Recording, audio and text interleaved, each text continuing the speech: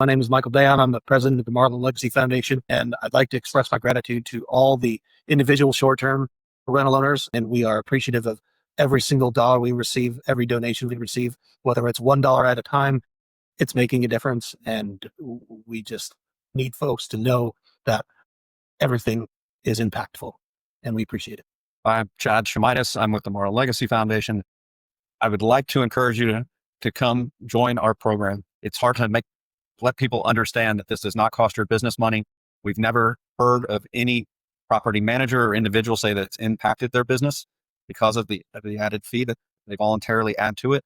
So here's a way to let the visitors to our town help one of the most important assets of our town, being our educators, better their lives. So please take a look at it and realize that this is something, aside from a little bit of paperwork on your end, it doesn't cost you a single thing to join the program. What inspired the creation of the Marlin Legacy Foundation? Well, basically, Chad and I were having a conversation about how fortunate we feel to have our children in the school district here. It's a very small community and a great school district. It's almost like our kids are going to a private school, but free of any charge for the parents involved. And we really sought a way to give back and help attract the best talent for the school district to educate our children and shape their future. How does the foundation define success in helping the Port Aransas ISD and all of its employees? The answer to that is when we raise the money and get it in the hands of the school district. We've been doing a good job getting a lot of businesses involved. We'd like to do more, and we'd like to encourage businesses that are participating, please join us. And the hardest part we have is making sure these businesses understand that it's not an expense to them, and it's not an expense to property owners. The expense is a voluntary expense generally paid for by our visitors. And so we've been successful in delivering substantial sums to the school district. But of course, the real success, I think, in Mike and I's mind is when we need to continue to grow and reach new loftier goals. How does our mission shape the needs of the school, align with the needs of the school district? Well, basically, we identified a pretty significant gap in the amount of pay that our school district was able to put forth to all staff levels when compared to our surrounding school districts. Oftentimes, that's constrained by a phenomenon in the state of Texas called Robin Hood. Despite the fact that we are a very property wealthy town and we have an extremely large tax base, we don't have a lot of full-time residents. Due to this, what ends up happening is we lose a bunch of our school funding to the Robin Hood program in the state of Texas, to the tune of anywhere between 70 and 80% of the amount of funds that would otherwise be allocated to our school district.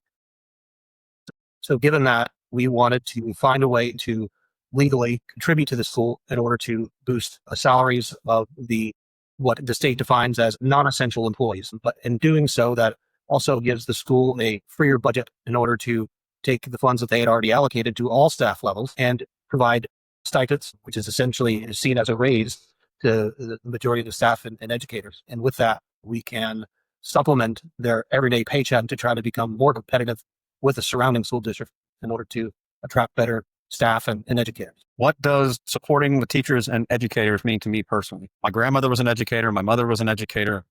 My wife is an educator. And so personally, I've been surrounded by many great women that have been educators or presently still are educators. So to be able to support a group of individuals that really change lives every day, it means the world to me personally, because people that are in the education system are there because they want to be there. They want to teach children and help them learn. They're not there because of the financial rewards that are available to them. And so by us being able to help those educators make ends meet or make life a little easier, that's very important to us, because I've watched all the ladies in my life struggle for my entire upbringing, just because they are not taken care of the way they need to be taken care of. So if we can do just a little bit to help or a lot, it definitely means a lot to me personally. Absolutely. Why focus on positions defined as non-essential by the state? The reason that we've had to hone in on what is deemed non-essential, because that is what is only legally allowed per state regulations that have been dictated long. In order to do this and set this up in a manner to where it can last the test of time and be passed on from generation to generation, we wanted to make sure that we dotted all the I's and crossed all the T's. And simply by following the law, we have to focus on giving it to the non-essential employees, despite the fact that we truly feel that every staff level at the school is absolutely essential to our children's success. And by focusing and delivering the funds to the non-essential employees, we end up with a situation to where, a rising tide gets to float all boats, and therefore all staff levels actually get this stipend, which was super important to us, and which is what the original goal was as part of the process. What has been the most meaningful milestone the foundation has achieved so far? Felt as good about the first check we delivered to the school district almost 3 years ago as the check we delivered a couple of weeks ago, which reached the $1 million mark since we started. So every time we drop a check off at the school district, it's meaningful because it means we've succeeded in getting people to support the mission and the cause. So there hasn't been this is the greatest day ever single event. Every time one of those checks gets delivered, it feels good, and it's good that we're able to produce it. What role do the short-term rental owners and management companies play in sustaining our mission? The short-term rental management companies and individual STR owners are the backbone of our entire plan. We have had tremendous support from a lot of the locally owned management companies and additional support from those that are even managed from afar. I think that a lot of even these remote and even larger conglomerates that have even come in and bought up some of our local management companies have seen how viable this mission is and how important it is in order to creating goodwill amongst the community. And oftentimes the small amount that they'll set aside and request of people from a voluntary basis is typically done on a per night basis and collected actually at the management company and or the STR owner level. So people that are coming and renting a house in our town are seeing things itemized to where there's a donation to the Marlin Legacy Foundation anywhere between $1 to $5 a night. We originally pitched this as, being equivalent to that of a cup of Starbucks coffee, to where most folks that are willing to come and visit our town are more than happy to set aside a small amount like that in order to, further our cause and help the local children. We've very limited pushback. What is one thing that I wish people understood more about the financial challenges facing Port A ISD? The one part that I feel is as our teachers are retiring, a lot of them are staying here in town, a lot of them are moving on. Median home price of a town or a home in this town is very expensive. And so in order to encourage a teacher to come over here and work every day, they need to know that they're going to get better benefits and better pay than if they're working in one of the surrounding towns of which they're having to commute from to come in. So we need to understand that they're going to spend extra time in their car, wear and tear, fuel on a daily basis to come work here. And so they have to be incentivized to come to our district. We have an incredible district, but we're on an island. So it takes time to get here. And just moving into town saying, I'm going to find a place to live is long-term rentals are very difficult to find and homes are very expensive. So in most cases, is that an incentive to get people to come over here and work every day. How do we get individual owners to stay engaged and donate to the foundation? Well, it's been as grassroots as some events that we've hosted at various restaurants. We tell everybody that we do know, both Chad and I own short-term rentals ourselves, and we end up running into a lot of folks that do the same thing and have similar mindsets to us. We've been blessed to absolutely, operate our own STRs in this town. And in doing so and being able to speak to our experiences, we're able to share that with folks in any capacity possible. Obviously, we feel like we need to get the word out more through social media and make sure that everybody that we can connect to knows about us and what we do. And more importantly, cares about the school district as much as we do. How does the foundation ensure transparency and build trust throughout the community? We're all volunteers. The only paid persons in part of the organization is the accounting firm we have to hire every year.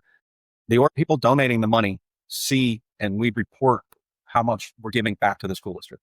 So if they felt like they were giving large sums of money, but was ending up back at the school district, people would ask questions, but that's not what we do. Every penny that we bring in goes straight back to the school district. We don't have any paid staff. If anybody ever asks, they're welcome to see the books at any time.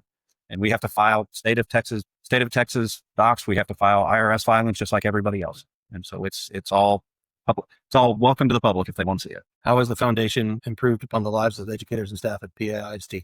Well, and the recent milestone that we certainly like to brag about is, hitting the $1 million mark. I feel it's a pretty substantial contribution and quite the feat in just 3 short years. We're really proud of that. That being said, Chad and I are pretty motivated individuals to where we only accept a victory for a very brief period of time, and we now want to do even more.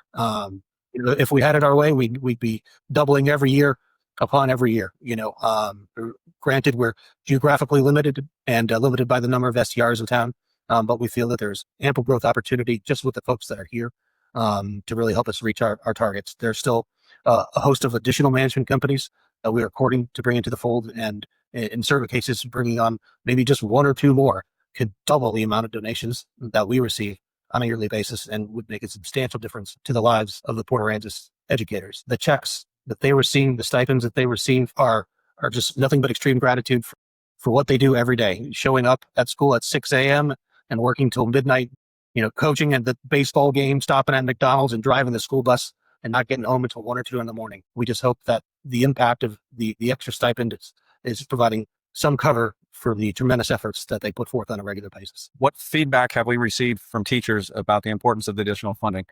You could speak to our superintendent, and her words that she likes to use a lot is, this has been a game changer.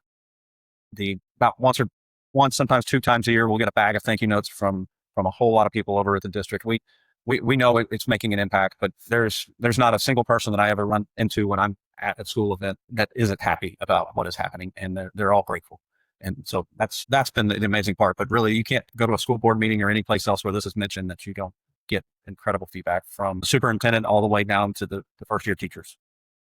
The importance is big. And as Mike said, we'd like to be double or triple where we're at, but we need more support. What are the foundation's top priorities in the next 3 to 5 years? This is a pretty simple model. We need to raise more money, because we raise money, our educators make more money. Everybody's happier. We're not looking to branch out and try to do other things or give other benefits. We have other organizations in town that do a lot for the school system. We're the only organization that supplements income. And that's our sole goal. Next 3 to 5 years, like Mike said, I'd love to see us double every year. That's a tall task, but if we can grow by another 200% in the next 3 to 5 years, we're doing pretty good. And then hopefully that momentum continues. Amen. Well, everybody thinks they're getting harmed, but they're not. And that's the nice part.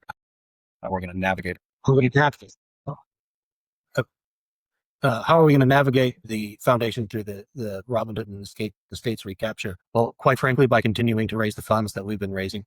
I know that the superintendent and the entire school board is working extremely hard to lobby our state legislature to try to protect some of the funds that flow out from our district. And we're extremely proud of the work that they're doing there. With all legislation and government work, it doesn't always happen overnight. And that's where Chad and I saw that we could really come in and fill the void, because we were able to put funds in the hands of the school district far quicker than they would be able to lobby to have things changed at the state level. There's a lot of school districts that are like us, but there's a lot more that are not. And we just need to make sure that we keep on focusing on making sure that we raise the funds to make sure that we can stay competitive with surrounding districts to improve the lives of our educators and our children. On a relative basis, we're the 6th most recaptured school district in the state of Texas. Not a title you want to have. Yeah, roughly $30 million was taken from our budget last year. What legacy do we hope the foundation will leave in the Port Aransas community? Until the state ends recapture, I hope this organization is still alive, well, and thriving long past Mike and I's time here. This is something that should continue, and hopefully that legacy goes on for a long time. And instead of being a 7 or 8% increase in teacher salary, hopefully our educators are getting paid double what they would anywhere else. There's no downside of that. And so I'm hoping the legacy is, hey, you want to go work in Port Aransas because they're the best paying school district anywhere, and they're the best school district anywhere. So the legacy will be continuing to help improve what is already a great system. And this should be able to go on for as long as it needs to. What's the personal why for serving on the board of the Marlin Legacy Foundation? It's because we feel that these staff members and educators make such a significant impact on the lives of our children. To be able to attract the top talent and the folks that are willing to put in the hours, as we've discussed, we feel that it's only fair that they get compensated as much as we can possibly compensate. So we feel it's incredibly important to make sure that we stay functional and we continue to spread the word. So we can continue to make sure that the lives of our children are affected for an extended period of time. I hope they always look back fondly of our educators, and in many cases, the folks and the staff members and educators that live here, end up knowing our children even as they become adults and they go away and come back to town. So we're really trying to continue to build the legacy of closeness within our community that makes it so special. Sure. And then the personal why. Mike and I had an idea, and ideas are only as good as your follow through. And so why we're here doing this is for all the reasons we spoke about. We have kids in the system. We really care about the school system here. And the reason we both put our time and effort into it is we had an idea, we added a great board, but we want to make sure we see this thing through to get to where it needs to be.